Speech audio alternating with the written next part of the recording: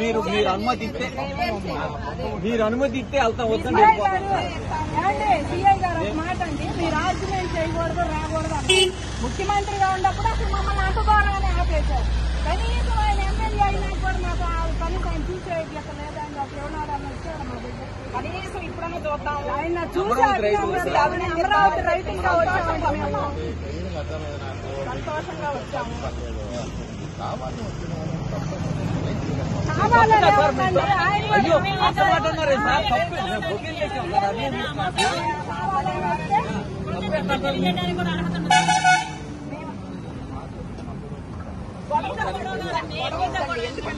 మీతో కాదండి, ఆయన సీఎం గా ఉన్నప్పుడు మీతోనే గొడవ,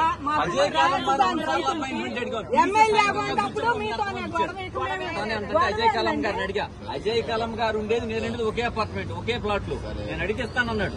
సాయంత్రం వరకు కూర్చోబెట్టాడు.